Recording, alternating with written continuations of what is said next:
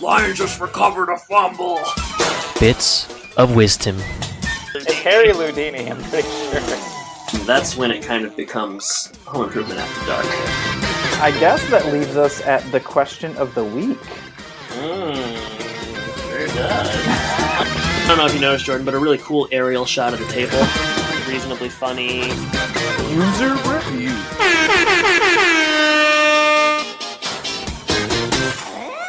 Does everybody know what time it is? Home and podcast time. That's right. A company that would have no problem opening a joint checking account with Binford Tools is proud to present a home improvement podcast. My name is Adam, and I'm joined by my co-host Jordan.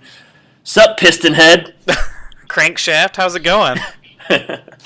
I was hoping you wouldn't just be like, "What are you talking about?" Luckily, I watched the episode again this morning. Otherwise, I probably would have not remembered what was going on. I watched it 2 times this morning. Whoa! So it's very fresh in my mind. I've been busy of late, Jordan, with travel and a birthday, and birthday extravaganza continued last evening with a Pistons Bulls game. So I've been busy. We've both been busy, and that's why we had to take a week off. But we're back in the saddle, as you might say. And, I know that there's nothing I want to hear more about than your vacation. And I think the listeners feel the same way. It's always fun to see pictures and kind of hear about fun that other people had. So I thought we could maybe start off the show by talking about our trips. That's pretty much why Facebook exists in the first place, isn't it? That's pretty much what people do, just post what their adventures have been and then make other people feel bad.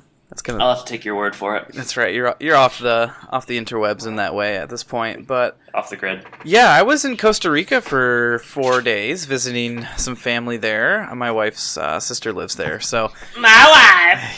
Exactly. We had a good time. The roads are a little bit different there, so it takes an hour to go 10 miles basically, which is a little bit different. So you kind of got to be patient. Sounds like Chicago, man. Yeah, except for it's not because of traffic. It's mostly because of the roads and just how curvy and hilly it is there. Like we were basically up in the mountains and beautiful views, lots of fun stuff. We did hot springs and zip lining and all that good stuff. So it was a fun trip, an adventure, if you will. Cool. And you had an adventure yourself in a cooler climate, right? It was like 80 every day. Really? So I don't know. Yeah, I got like sunburn on my neck. I was in Denver. 70 to 80. At some points over 80. I don't know. You global warming truthers out there. I don't know. It was 80 in the mountains in March. So it was quite warm, quite nice. We were in Denver for, I think we were there about 3 days, give or take. Went deeper in the mountains, stayed at a cabin. Ate some good food, had some fun. Good trip, good time was had by all. Did you find any home improvement related pictures to be taken? No, that's why I didn't. I kind of forgot about that. Once I drove 15 hours to get there, I think home and podcast was kind of the last thing on my mind. I was all too happy to maybe take a break from Jill and Tim and Mark and Howard. I made a search to find the Costa Rican Tim the Toolman Taylor. I was not successful. Also, they spoke Spanish, so they couldn't understand what I was saying. So right, yeah. Yo soy Toolman. I'm Toolman. It just doesn't translate there, I guess. I don't know. I guess not. Yeah. I showed them episodes and they just walked away. Yeah, they weren't interested. You're just kidding. You didn't really do that. That's hard to say. You're yanking my chain. You weren't there. Yeah, I don't even know what I would have taken a picture of. The more I thought about it, the local I would have really had to go out of my shop. way to do that. But yeah, I guess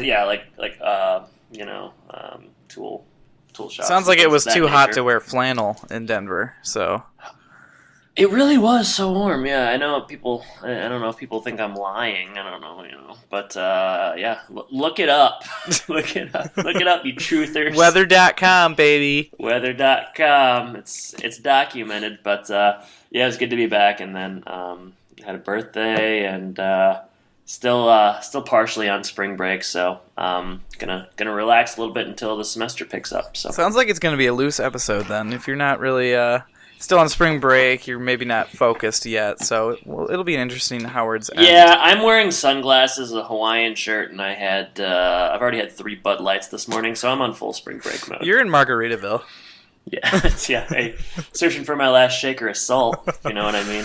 Well, I guess we're going to be searching for... Speaking of salt, let's talk about a certain type of fish that lives in freshwater.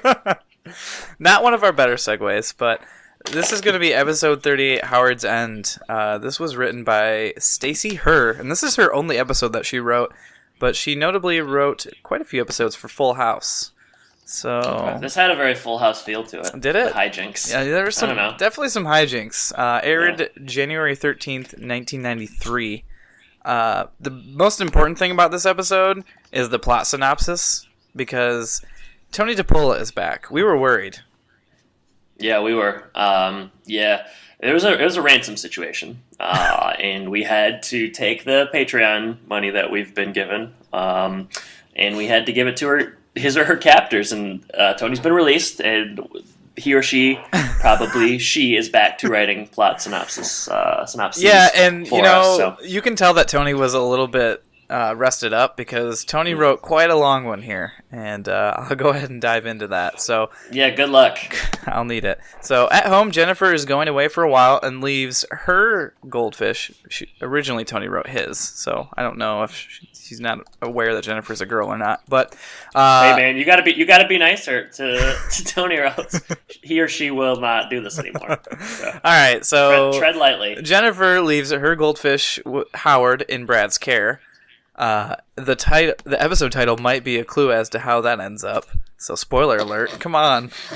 Jill complains about Tim's recklessness driving in her car. Tim decides to tune up the car. Next, Tim learns Jill has opened her own bank account, and Jill overhears Tim say to Mark that Jill's car is really his car because he paid for it. They then get into a huge argument about whether possessions belong to one of them or whether they are mutually owned. Once again, Tim has to consult Wilson on how to make up with Jill. In Tool Time, Tim demonstrates a heavy-duty drum sander in use. Lisa finally gets more lines to say to the Tool Time audience. Tim has rewired the sander to be more powerful, which has the usual result. Tony, and I just had another Bud Light while you were doing that. So I got a couple. It's hard to read that when you're on muscle relaxers. Let me tell you.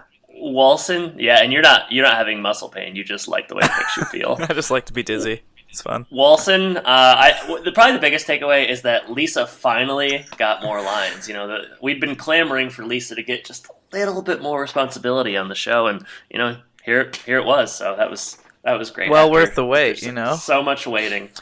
My only gripe with Tony's novel here is that instead of predictable results, Tony wrote usual results. I don't like it. I mean, they are. I guess the results generally are pretty much the same. So I guess if you've seen one episode, it could be argued you'd seen them all. But we won't argue that because that kind of makes us obsolete. I don't know about that spoiler though. I don't know. The second I saw the fish, I wasn't sure it was going to die. Just kidding. Writing was on the wall, I suppose. Writing was on the episode title. Do we have plot keywords here? I didn't see any. I don't see any either. There are genres, which is comedy and family. Oh, good. All right, I'll start us off. Goldfish. Oh, come on. Modoc. Station wagon. Sanding.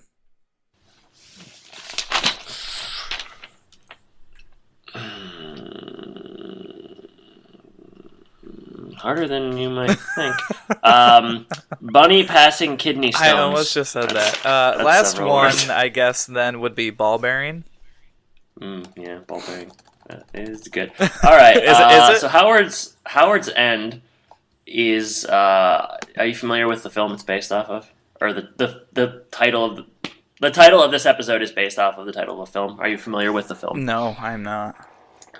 I wasn't either. So here's a little bit of information, not from IMDb. Got this on my own, so you know it's reliable. Howard's End is a 1992 British romantic drama film based upon the novel of the same name by E.M. Forster.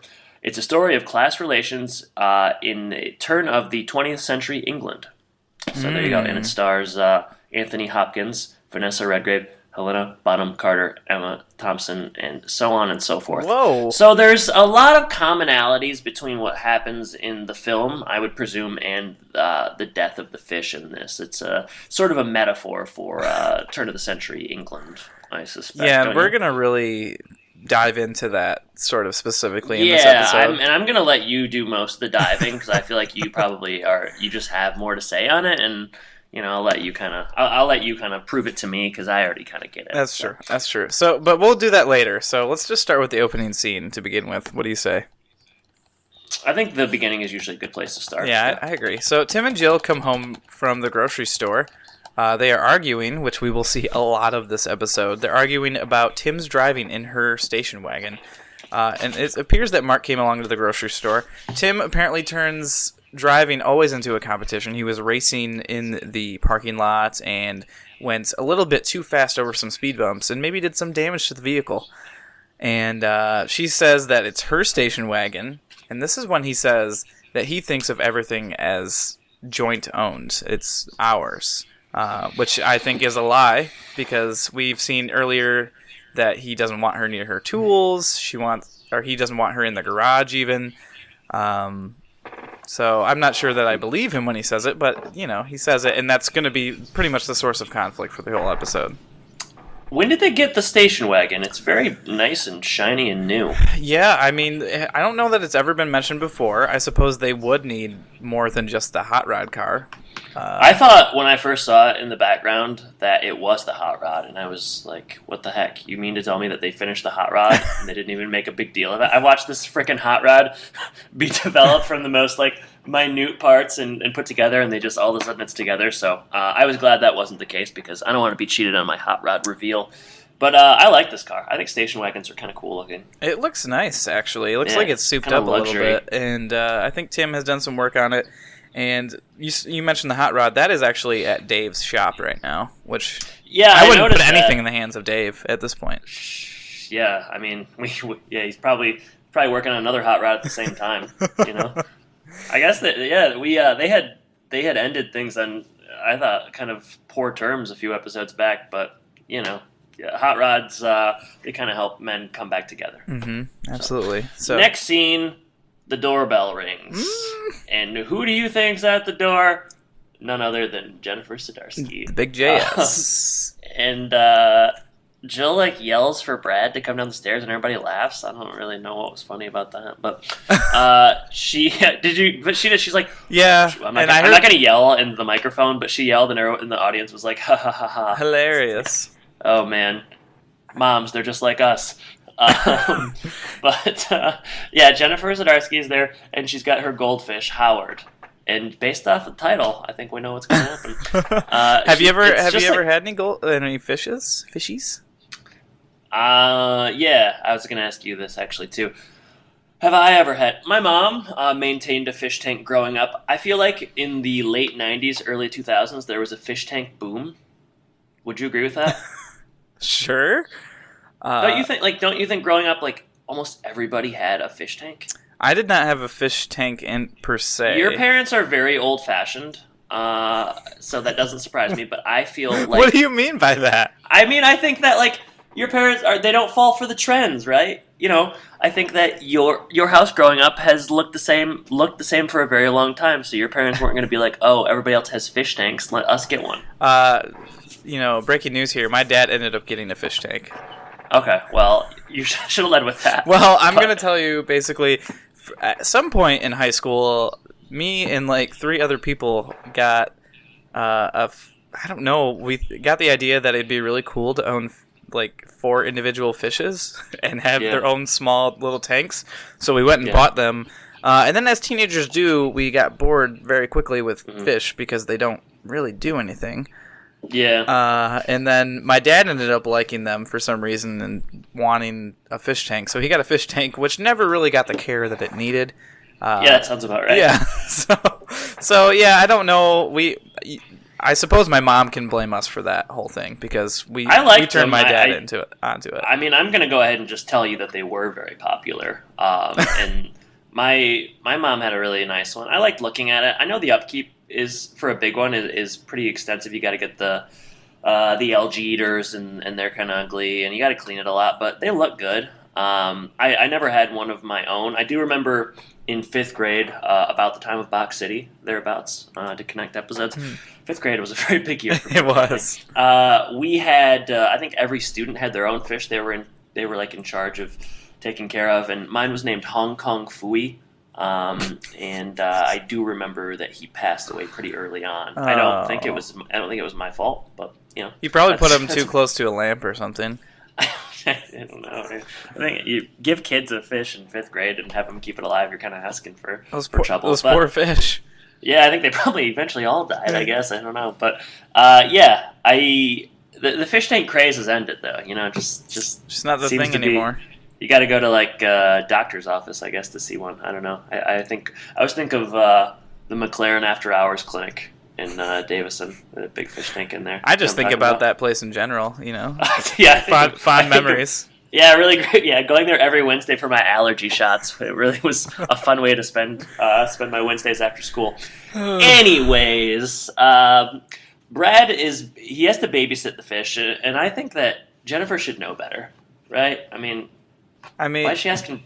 Why is she asking Brad? He's not responsible. Why would you ever leave it in the hands of Brad? Maybe she thought he would be jealous if she asked someone else. I don't know. If she asked Sean Hunter, whatever his name was in that episode. If she gave it to him, she'd come home and the fish would be wearing like a leather jacket and smoking cigarettes. Perhaps that would be better than the fate that Howard actually gets. That's true. But you know, smoking it's the silent killer. So Brad is he's gonna babysit the fish, and Jennifer's there, and she's saying like, "I'm gonna miss you. Aren't you gonna miss me too?" But Brad's kind of embarrassed by Randy's presence, and Randy's kind of standing there to the side, looming, making faces. This is a very funny Randy episode. I agree. His facial expressions were on point, and his dialogue was really. I think funny. Randy owns this episode, and if not for Randy, this would be one of my least favorite episodes ever. Wow. Save it for the end, pal. Basically, Randy's kind of making faces, and Jennifer eventually she heads out. And after a quick peck on the cheek. About the same time, Tim enters, and he's got car supplies. He's going to not only fix whatever caused the big black puddle, but he's gonna make some other improvements. He's gonna give the car more power. I think it's safe to assume.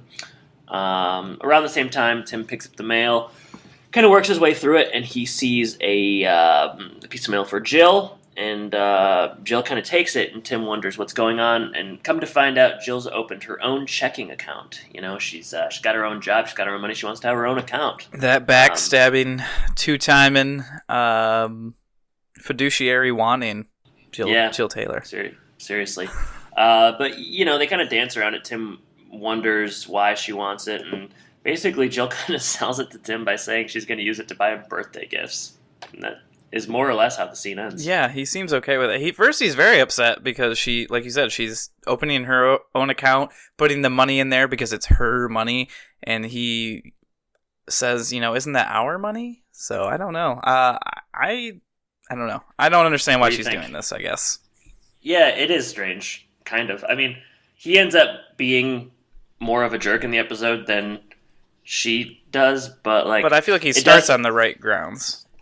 It also kind of just feels like a conversation that you would have. Like, why wouldn't she just say, "Hey Tim, you can assume she's doing it just for the sake of, I don't know, empowerment, or just feeling like, you know, she's valued and her money, her hard work is going somewhere. I don't know, but like that feels like a conversation that you have before you just go out and do it. Yeah, I just I don't know. This is a very strange like thing that she does. Jordan, you're a married man. Care to weigh in? Yeah, I mean, we have all of our money just goes into one account, and we just kind of share it, and everything goes through the budget that we have, and you don't suspect that your wife would want to open her own account? I don't suspect that she would really know where to start. Academy opening accounts is pretty complicated. She kind of just lets me handle that side of the scene, so I'm not sure she would even be interested. That's how you like it. I mean, I just don't think she wants to worry about it. She definitely could. She's more than capable and has in the past, but she just at this point just says, "Hey." I mean, she, like a lot of people in your life, she kind of knows your financial prowess. She comes to you for advice. She knows you're kind of business inclined. So yeah, I mean, hey, why wouldn't she just sort of let you take care of all of it? It's the same reason that I manage our Patreon earnings. Yeah, that's booming. It's just money's just coming in left. There's just and right. so much that we couldn't possibly. It's a lot of management required. Yeah, I dedicate several days a week to just managing that pipeline. So. Oh man, at this rate, it's going to take us a while to get through this one. Okay. So later at home. Next scene, Brad has already killed the fish. Was this like a 2-hour thing? It basically took an hour or two? It does seem like later that day. He put the fish too close to the desk lamp, and I think this is a very funny scene. Yes, it is funny. So you have like these close-ups of Randy and Brad kind of just like staring at the fish, and Randy, Jonathan Taylor Thomas, really good, like, I don't know about his acting in general. He seems fine. It's hard to tell, I think, with the young kids. You can tell when they're really bad, but I don't know if he's really good or not. But he makes some very comical facial expressions. In the camera, you got these extreme close-ups, which I don't like as much as aerial shots, but I do like them quite a bit. It's the only close-ups that I can really remember that we've seen. Yeah, there's a couple of them in this episode. They're pretty well done. And I was wondering, so the fish is dead, but they take it out and they put it on the table to see if it's like gonna, flip and flop, whatever. My question is the fish they put on the table real? I would say no. Okay, I didn't think so either. But you see, so that they decide it's not. They put it back in the tank to see, and the fish that they put in the tank is moving. Is it? I did not notice that. Yeah, it's definitely still moving. It's visibly like, I mean, I don't know why they wouldn't just get a dead fish. Maybe they didn't want to deal with it. But like the fish that they have in the tank later on, you can like see moving, which I thought was strange. But they decide to do what, I guess anybody would maybe do. I don't know. They elect to go to a fish store and try to replace it without her knowing. Because I thought they were just going to go to the kids store where everything's free. They're going to get perfume and give that to her and say, "I'm sorry." I guess if you're going to try to replace an animal, goldfish is a good one to do because they do seem to all look. They don't have like defining qualities or characteristics. It's kind of a one-size-fits-all kind of thing. Yeah, the only way you run into trouble, I guess, is if you taught your fish some tricks. I mean, is that possible? I don't know. I know he says he does later on. You're the one who had a bunch of fish growing up. Yeah, they were my mom's. We'd have to get her on the line. Let's get Fonda on the line. We got to figure this out. She's busy. She's too busy. She doesn't even know we're doing a podcast. So this reminded me of Meet the Parents when Greg tries to replace Jinxie Cat. Oh boy! And he spray paints the tail. I'd rather be watching Meet the Parents. I think I've decided midway through this, but I wonder if Meet the Parents stole the idea from Home Improvement. Oh, I'm sure Ben Stiller was just studying Home Improvement day after day. That's where he's got all of his good ideas. Mm-hmm. Brad takes the fish. Randy says, "Why are you taking the bowl?" So we know where this is going. Brad takes the fish, kind of wrings that out a little bit, gets the water off of it, and then shoves it in his pocket. Gross. Pretty disgusting. Ugh, I just don't understand. But in the next scene, we're in the garage now, and the station wagon is being worked on by Mark and Dad here. So they're getting some bonding time in. Mark decides he's going to be a race car driver, so Tim is excited about that. This is where we learned where the hot rod actually is. And they're kind of underneath the car having a discussion about who owns the car. Mark really puts his dad in a tough situation here.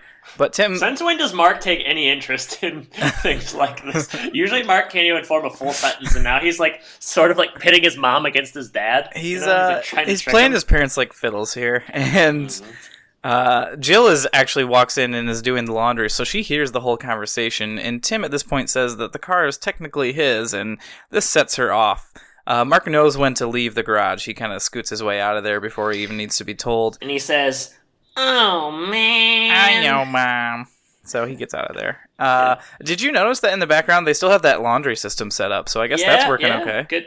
Good continuity. Mm-hmm. Jill throws laundry at Tim. Sure. She's mad. Well, she's mad.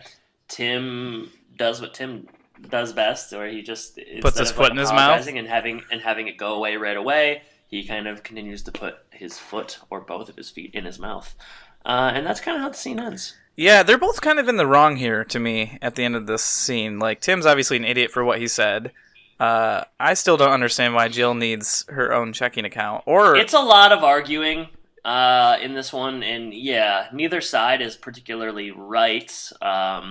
Which I don't know, maybe that's how some fights are, I guess. But yeah, this one, yeah, you're right. Jill opening the account is confusing. Tim not just chilling and kind of he just continues to say the wrong things is also confounding. So next scene, Randy and Brad emerge from we gotta come up with a name for this little path they got. They emerge from the trail. I'm gonna call Taylor it the Trail. Taylor Trail, that's good. So they emerged from the Taylor Trail. They couldn't find a match, which I find very hard to believe. Who knew that there were 20 different types of goldfish? Yeah, I mean, that seems, I'm not going to look it up, but that seems like a lot. But Randy, don't worry, because Randy's got another plan. Randy has a lot of plans this season. He's really into helping out his real, brother at this point. Real schemer. Well, yeah, I mean, Randy loves Brad. He looks up to Brad, whether he wants to admit it or not. Or he's just trying to, he's going to slide in at the last moment and say, yeah, this was my idea, and Jennifer Zdarsky's going to be interested in him now because he's got all the brains. Yeah, that's possible. Randy's new idea is they want to put a ball bearing in the fish's mouth, which is going to make it sink to the bottom. But it's a terrible idea. It's going to sink to the bottom, and then Jennifer will think that she killed it, which is really just kind of diabolical, sort of mean. A little bit, yeah. Just a dastardly plan right there. And it's not going to work, probably, but we'll see. And then Tim kind of comes out as the boys are going inside. They're throwing snowballs at each other. There's a couple of these scenes where it's like just a weird transition. That was noticeable. It was like they just kind of kept the camera rolling and were like, do something. Hey guys, do something. You guys gotta kind of get off the set here, but we're not gonna tell you what to do. Yeah, also Randy and Brad are really pelting each other with snowballs at a close distance. But they're also not like showing any signs of pain. Kind of strange. But yeah, it did kind of feel like they just kept the camera rolling and were kind of having people ad-lib, which is maybe not the best idea. But yeah, Tim emerges. He's heading to the side yard, and he's got his buddy Wilson there, ready to give him some advice. And I think we'll go ahead and play a clip here.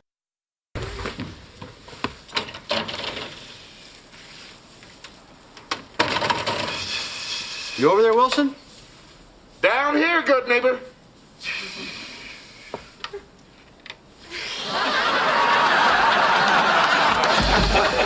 You making a snow angel?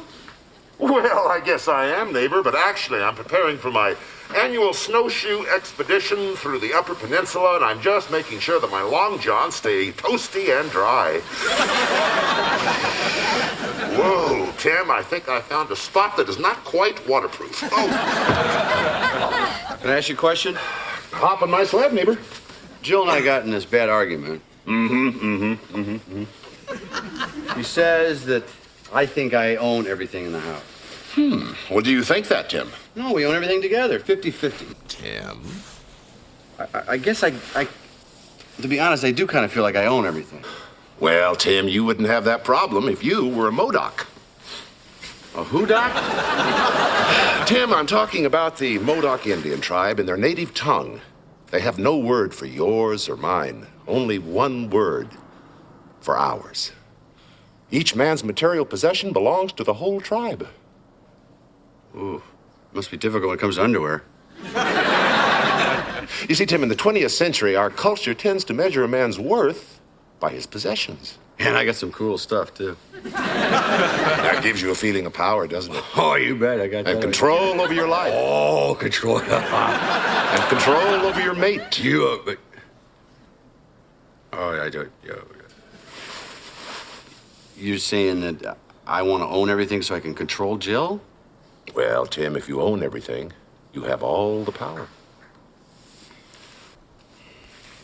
Whoa, Tim, I feel an icy blast moving up my hindquarters. Best go in and do a little bit of waterproofing. All right, so Wilson is making a snow angel, not on purpose. He's actually just prepping for a snowshoe expedition through the UP. So just making sure that the snow doesn't get in there. Tim does the thing where he explains the argument that he's having with Jill. And then Wilson talks a little bit about this Native American tribe called the Modoc. And they are, from what I saw, in the western part of the U.S., and basically, they're kind of like a socialist tribe. They don't have any words for yours or mine. They just use the word ours. So everything is everyone's. And then he talks about how American culture is really more possession-centric. You know, it measures your worth by possessions. And when he says things like, this is my car and my house because I paid for it, Jill doesn't feel like she has any power or any possessions. So that's where this scene ends, and Tim takes it from there, I suppose. Do you have any thoughts on this? Not really. It's really a commentary on American culture. Yeah, well, I think all the minimalists, they watched this episode and they thought Wilson really hit the nail on the head, and they decided to sell all their possessions and move into small huts. I don't think we've talked about this. I don't know if we talked about this on air or not, but I am very annoyed by the minimalism trend. You just think it's you described it to me before. I can't remember how you described it exactly, but basically you just think it's a way to feel superior or just like a way to feel good about yourself. Is that? I think it's not, to me, it's not really any different than the people who brag about having a lot, bragging about having little, and like getting a kick out of having nothing. But being just like so smug and hey, look at me about it, to me has the exact same effect as the people that are like, hey, look at, to say, hey, look at my mansion, and then to say, hey, look at how small my house is and how I can make this work, to me is the flip sides of the same coin. My question to you would be, what sort of interactions have you had with that sort of thinking? Like, is it you've read books or watched a film or just like, What exactly? I watched the documentary on Netflix. I think it's either called Tiny or Tiny Houses. And then I've seen some episodes of Tiny House Hunters. And I mean, I'm trying to think what else. Tiny. Really just those kind of shows, I would say. I haven't necessarily like read anything. So yeah, I mean, it's not like I know anyone that's doing it or have done it, but you know, I don't know. That's not going to stop me from having an opinion on it. That's good. That's good. Yeah, I mean, I've watched a couple. Like, there is a film on Netflix called The Minimalist, which is a little bit different. And then I've read a couple of books about this topic and trend. I think it depends on the person that you're talking to. Some people, I think, like you say, they end up spending like $200,000 in this tiny little house, and I don't really understand why you would do that. It's also something that I feel like wealthy people, that only like really wealthy people, like if we're talking about like tiny houses, like you have to have money to be able to like design and buy like this expensive like fancy tiny house. So it's like something that wealthy people are doing to kind of I don't know, assuage, like get rid of this like guilt. But at the same time, I think that it's, I don't know, it's, if I guess like there are, I don't think the idea of having less is like a bad thing, but I think the idea of like forcing yourself into like a like upscale 600 square foot house and then like talking about it and like feel like it being on a television show, it just like irks me. Like, do what you want, or like get rid of your excess clothing or your, I don't know, your drawers full of junk or the things that you don't need that aren't essential. I think that's fine, and that's a fair thing to want to do. Like not everyone needs to have a bunch of things, or like possessions are, they are unnecessary in many ways. But yeah, just the idea of like these like wealthy, like, and I know that like you can't generalize people, but like what I've seen is just like people that are wealthy, or people that have the means to like design a house, or like want to just sort of show people or show off about like how they can get by with less or less space. I don't know. Yeah, I've definitely read some of that stuff.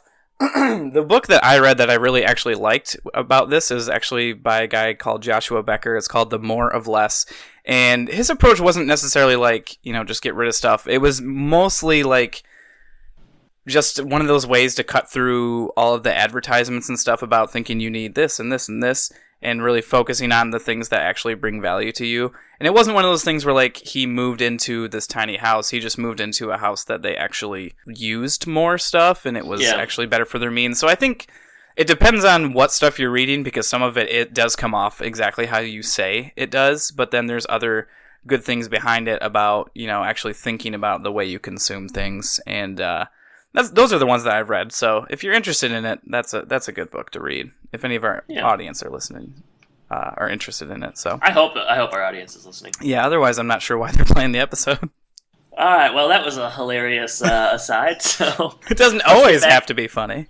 Let's get back. Yeah. I mean, people come here for knowledge as well as humor. Okay. We're gonna go on Tool Time now. Tool Time, right? Yeah. I will let you take this one.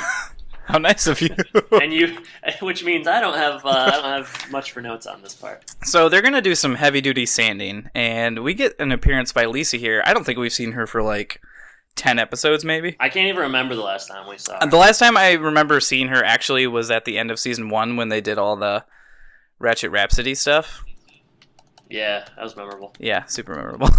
So she has a few lines actually at this point. Brings out the heavy duty sander, and Tim's gonna work on this floor that they have a little bit elevated, and Al recommends going at a lower speed due to the surface that you're on. But Tim, of course, rewired it so it can go way faster than it needs to go. You can imagine what happens next, but I will tell you anyways. He ends up cutting through the floor because it's just too powerful.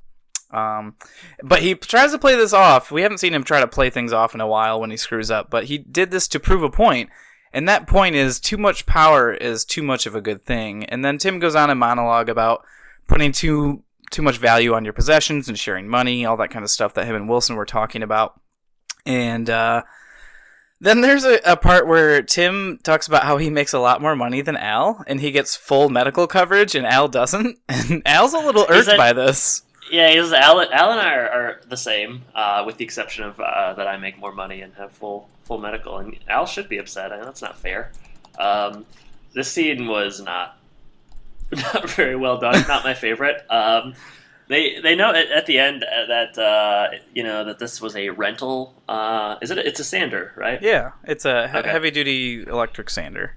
Yeah, it's a rental, but Tim souped it up, so that seems like that might be an issue, right? He was just improving the value of the product. Yeah, I don't think they want him to do that. I don't think you can do that when you rent something. You can't rent a car and then put a new engine in it. Well, maybe you can. They might like that, actually. I don't know. They might like it, yeah. But I don't know. This someone said on IMDb in this scene. I don't think that this is possible, that you could see a Buzz Lightyear in the background on the Tool Time set, but this predates Toy Story. Does it? Right? Toy Story is 1995. This came out in 93, right? 93. Yeah, so I don't see how that could be possible. So, I know those Pixar films take a long time to make, but I'm not sure that is correct. I'd have to watch again. Yeah. And I'm not going to. 0 out of 0 found that interesting. I'm the 0. But yeah, I think somebody was off there. This scene, yeah, not spectacular, not real funny. Doesn't really add anything to the episode at all. Nope. So let's move on. Yeah, so we're gonna go home now, and I'll let you take this. Oh, how nice of you! You're letting me take it because you know that it opens with an extreme close-up of the fish. I love an extreme close-up. Yes, you do. Brad is like staring at the fish through, and it's a actual fisheye, lens as well. So it's cool on 2 levels. The fish is sitting like straight up because the ball bearing, I guess, for whatever reason, made it kind of like stand straight up, and it's funny. I laughed. I thought it was funny looking. And Jill comes over and she can immediately tell that it's dead because anybody, with a pair of eyes could tell you that. And Brad doesn't really want to tell Jennifer. I like Brad's excuse to his mom. He says he trained him. Yeah, he trained him to do that. He trained him to stand up, and he's just keep standing. Conveniently, Jennifer arrives at around the same time. And Jill kind of walks away, and it's Brad and Randy. And Randy notes, like she says, "Thank you for watching, Howard." And Randy notes that he slept most of the time, and I thought that was really funny. Yeah, Randy is saving this episode. He's killing it. Brad, he gives her back the fish, and he kind of just like walks off really quickly, and Jill stops him and turns him around, and Brad is forced to kind of come clean. And I think we want to play a clip here. Yeah, let's do it. Listen, Jennifer, Brad, is there something wrong with Howard? He's kind of dead. What happened? Well, let's just say he saw a bright light and went towards it.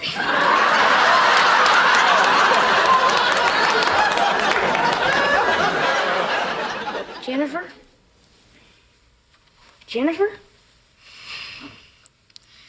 Look, Jennifer, it was an accident. But all Brad worried about was how you'd feel. Is that true, Bradley? He said he'd feel awful if he made you cry. Really, Bradley? That's so sweet. I'm really glad you talked to me about this.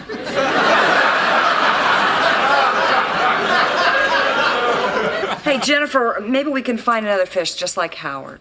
Good luck. Well, Mom, I'm gonna walk Jennifer home. Oh, okay. Bye-bye, Jennifer. Bye, Mrs. Taylor. So this is one of those rare scenes where Randy kind of comes to bat for his brother. Brad he's in hot water here, and Randy says, the reason that he did all this is because Brad didn't want to see you cry, didn't want to see you sad. And this is a lot like the first scene where Brad is not really able to articulate his feelings to Jennifer, so he's just kind of there, wide-eyed, sort of nodding, letting his brother do the talking for him. And Randy does it. He really saves his rear here. At the end of the scene, Jennifer says, to Brad, "I'm really glad we had this talk," which is, of course, funny because Brad said nothing. Mm-hmm. But it's a nice scene. It's good to see the brotherly love. We haven't seen much of it since Up Your Alley. Yeah, so. It's been a while since a plan came together. Been a minute. This one really, neither plan came together in this episode. Still works out though, so that's wasn't good. For lack of effort. Mm-mm. So yeah, and Jill says that we can try to get another fish, just like Howard, and Randy says, "Good luck with that." So he just continues his great lines here, and he's a tornado here. He is, and then Jill is wondering why she helped Brad because she knows her boys, and Randy apparently broke his Game Boy, so at least he won't get beat up now since he saved him. Yeah. Although if I know Brad, he's gonna give him a knuckle sandwich anyways. Yeah, they're playing. What was that? Dungeon of Drax. Can't remember what that's the subtitle. Yeah. That comes after the cold. Barbarian 2 or something. Barbarian 2, Dungeon of Drax. Yeah. All right. So Tim enters. This is where the piston head crankshaft. This is another one where I felt like it was very strange. It just didn't feel natural at all. They come in and they're like horsing around for a second, and then Randy just runs away. Yeah, it is. It does have. It's as if the some scenes just weren't like written all the way. Like they just kind of got to a certain point and we're like, all right. So you got to get out of here. So just do it. Just walk away somehow. But we have a classic piston head crankshaft exchange. Call and answer here. Yeah, exchange. Tim comes in, and this is where he's going to do his apology. He says that he defines his relationship by possessions, and but really, he's thankful for Jill and all that she's done. So what he has he's taken upon himself is he has come up with what is it? A bill? Would you call it? Yeah, what he would have owed her if he could pay her for all the things that she's done as far as taking care of the house and the children and childbirth. And over the last 12 years, and he's also included bonuses, and he didn't have to do that. No, he's generous. He's come up with a number, Jordan, and that is $580 million and 60 cents. Ooh, my. So, yeah, and I think it's going to take a while to pay that back. She says she wants it right now, and Tim says, well, that he doesn't have it, but. Yeah, that's basically it. I mean, Jill decides because he did such a nice thing here by doing absolutely nothing, but by wasting his afternoon to make the account that she has a joint account, which is like why wouldn't you just make just have one account? What's wrong with you? Why would you now have two joint accounts? Yeah, what a waste of time. Just like put your money into their pre-existing joint account. Yeah, they're gonna reprint the checks. And she says that she wants to reprint them, Mr. and Mrs. Jill Taylor. And Tim goes, Why wouldn't she put Mrs. and Mr. Jill Taylor? I don't know. There's a lot of questions unanswered. Yeah, I would say so. This is like an episode of Unsolved Mysteries or something. Dun, dun, dun, dun, dun, dun. All right, so later at home, they're watching TV on the couch. They're talking about updating the design of their old account checks, which I argue should be the only account. And they are trying to do something that might be a compromise. Jill wants sunsets or daisies or bunnies, and Tim wants armpit hair, marines, or kidney stones. Mm-hmm. And Tim comes up with a compromise, which is a bunny passing a kidney stone. Gotta go 50-50. That's their new thing. Yeah, and I was thinking... And on that nice image, the episode ends. I was thinking, what a terrible scene. Yeah, can you imagine a worse final line than bunny passing kidney stones? That's how they want to end this episode. That's what they do. That's what they do. And there is a blooper on Tool Time of, I guess Tim forgot his lines when they were doing the sanding bit, and they just laugh. So it's not clear exactly what's happening, but they're having a hell of a time with it, as they often do during these bloopers. They sure are. And I did not have a heck of a time watching this twice. It's really funny because I felt like I liked it this morning when I was watching it, but as we talked about it, I guess I didn't, because I didn't really have much positive to say, and it just kind of it was very boring to talk about. It's just one of those episodes where there's just so much fighting. It's constant. It's just like that episode where Tim is remodeling the bathroom and Jill leaves. Like, it's fighting from the beginning to the end. And the reconciliation is dumb and doesn't really seem like it should come based off what happened. And also, the whole plot is not compelling and shouldn't have happened in the first place, to be honest. So let's try to do highs and lows if we can. All right. So, do you have any highs? I liked Randy in this episode. I thought he had some good lines, some good acting. So that was good, I guess. And that's it for me. Randy. Yeah, I guess I would say I think this was maybe the funniest Randy's ever been, but not enough to save the episode. But yeah, Wilson's advice is good too. Sorry. Yeah, his facial expressions were good. He had some good jokes. Brad was funny too, but I would say Brad and Randy, a good episode for them. And for me, Wilson's advice was adequate. I don't know. It wasn't as strong as maybe last week's that we had, but it was good enough. I laughed really only at Brad and Randy and the fish tank stuff, or the goldfish stuff rather. If the episode was maybe just built more around that, I guess I would have enjoyed it more. But yeah, that's really the only high. Lows, a fight that doesn't really make sense on either side. This was very formulaic too. We've seen this type of formula in Home Improvement 20 times, I feel like. Yeah, it's true. I don't know. It's just not fun to watch episodes that are based around fights that don't make sense. If you're gonna fight about something, have it be something that is grounded in a reality. But she opens the account for no real reason. He continues to say silly things that he maybe does or doesn't believe for no real reason, and that's essentially it. The Tool Time scene with Al isn't funny or anything. It's just a Randy episode, and the final line is just really. It's really a statement on the whole episode. You got lines from you think of some of the greatest final lines in movie history. I think this is the beginning of a beautiful friendship, or Al Pacino in Insomnia, Back to the Future, roads where we're going. We don't need roads. But then you got this one. It's Bunny passing a kidney stone on the check, so it's right up there. Yeah, I almost wonder if they had the Howard storyline and then they had to build something around it, and it just didn't go very well for me. That's what it feels like. No, yeah. So that's that. That's Howard's. We are at the end of Howard's End, and I couldn't be happier.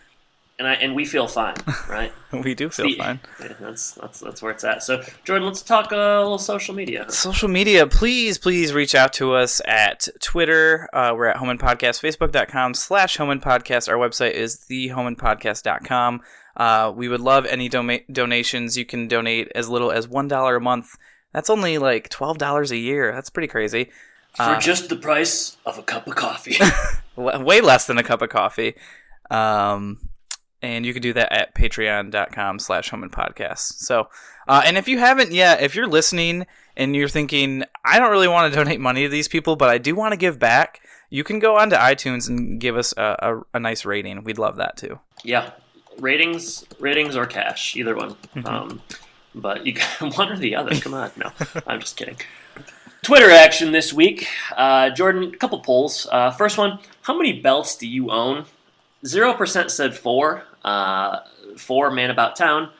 16% said more than 6. I'm trendy. 17% said 2. Work hard, play hard. And 67% said 1. I'm simple. Small sample size. So, of course. Other poll, this one was a little bit higher. Are you a hugger? 33% said that it depends on the situation, and 67% said yes. 0% said they are, they're not huggers. So we got a loving bunch of fans here. We already knew that. Yeah, we did. Things have really changed since the 90s, I guess. Also, I believe we got two messages here. 2 people reached out to us this week. One of them, and this could have gone in our mailbag segment, but it didn't. So Benjamin Pope at Statsman2886. He brought up a good point, and this is something that I didn't maybe think about during the episode or when I asked the question, but I had tweeted at folks, can you think of any stereotypical teacher names like Mrs. Blackburn? Tweet at us and we'll read the best ones on air. Well, Benjamin Pope, it's a good question, but he maybe he's a little bit smug about it. He says, Mrs. Blackburn was a principal, so does she count as a teacher? Benjamin got you bad. He got me, and I tried to come back with, I would imagine she was a teacher at some point. Which is probably true. It's true, but he's right. She was the principal. So my conversation last week on teacher names, I guess is kind of moot. But thanks, Ben, for reaching out and making me look like a real. I will say also that my mom sent a message, and it turns out I am grounded for sneaking wrestling shows from my youth. So that was apparently the first time she had heard of that. So I want your mom to reach out to us about this fish tank ordeal. I want to know why you guys didn't have one sooner. We got another tweet at us from at Keyshawn's mom 9. She noted that she liked the idea of Box City, and as an aspiring teacher, that may be something that she wants to use in her classroom. Oh, perfect. And I would say your 5th graders are going to, or however old the kids are you're teaching, they're going to like it. It's a fun experience. It's very fun. You just got to make sure you can kind of justify it to the administrators and stuff. And seems harder nowadays than maybe harder and harder every year. Mm-hmm. But hey, best of luck, and we're glad you liked it. Sure, that's a lot of great feedback. So please reach out to us, and we'd love to read more of that on air. I guess it's your turn to come up with the question of the week since I did last time. I was hoping you would do like 30 in a row, and then I would do 36 in a row. All right, Jordan, question of the week. We talked too much about fish earlier, huh? We had a lot of long asides this week, so coming up with a question may be somewhat difficult, but if anybody can do it, it's you. It's me. As has been the case lately, I've struggled to come up with a question. So, Jordan, I've taken to the internet, and this is an article from the Huffington Post, reliable source if ever there was one, entitled 101. So we can do this. We can come to this website 100 times after this. 101 fun and interesting questions to perk up boring gatherings. So this is, this is a very boring gathering. So this is question 18. Jordan, and this is not related to the episode, tell me 3 things you remember about kindergarten. They can be quick. Let's see. I don't know if this exactly happened in a kindergarten or if it was just around that time. Mm-hmm. But at one point, I have a very severe allergy to peanut butter. And at one point, they decided to do peanut butter Play-Doh, I suppose, because kids like to eat things like that. And so I obviously had a pretty bad allergic reaction and had to leave the classroom, and my mom had to come get me. So that was not a great memory. All right, number 1. I told you this last episode because we were talking about fighting or something, and apparently at one point some kid was annoying me in kindergarten or early fives or something, and so like I confronted him at the bus stop and like pushed him against a bus or something. So I was kind of like Brad in my youth, just a little rebel and aggressive. Number 2. The third memory would have to be... Do you remember having like a mini jungle gym in your classroom? No. I feel like there was one, and we used to run around. It had like a slide, and you could climb up it, but I'm pretty sure we had one in our classroom, and there was a lot of good times had on that thing. Number 3. All right, Jordan. All very nice. Very nice. The throwing against the bus is very nice. I've been not so much listening to yours because I've been trying to think of my own. Number 1, my teacher's name was Mrs. Borg. And she was very, very nice, and I liked her a lot. And she came to my open house when I graduated from high school, and I thought that was very nice. And I used to see her at VG's a lot, and she's very friendly. And, if she would have been mean, maybe I wouldn't have ended up becoming a teacher. So that's the first one. Number 2, I used to hang out in the playground with my friend Jerry Van Gilder, and he really liked trains, so the elementary school was sort of by the train track, so when a train would go by, we'd go up to the top of the, I don't know if it was a jungle gym or a playset or something, but something wooden. We'd get up there and we'd make train conductor noises. Oh. 2, number 3, there was some kind of a farm day in the gymnasium, and there was the milking of a cow. And I don't know that I liked it or disliked it, but it's something that I remember. So There you go, Huffington Post. Those are 3 things we remember about. That really juiced up this boring party. Yeah, for a boring gathering. Ugh, so boring. Oh my goodness. We'll be returning to this list. Sounds like they got some good stuff, and if that's... You're not loyal listeners. There's 100 more to go through. So yeah. I can't imagine that spicing up any gathering, to be honest. No, I can't. That was hard to remember anything that happened, so I'm surprised I pulled 3 out, but... Yeah, if you want to reach out to us and tell us what your favorite memories are of... Almost certainly... No one will. Almost certainly, but we're excited to hear about them. So that is episode 38, Howard's End. Next episode is going to be Love is a Many Splintered Thing. And I'm going to throw out the V word right now. Ventriloquist act. So get ready. It's probably going to be scary. I'm terrified right now. Yeah. It's basically a Halloween episode. Yeah, you can't have enough Halloween episodes. It's about the only good things are the seasonal episodes or the holiday episodes. But I want to thank everyone for listening. And Jordan, I guess I should say take care. Take care, everybody.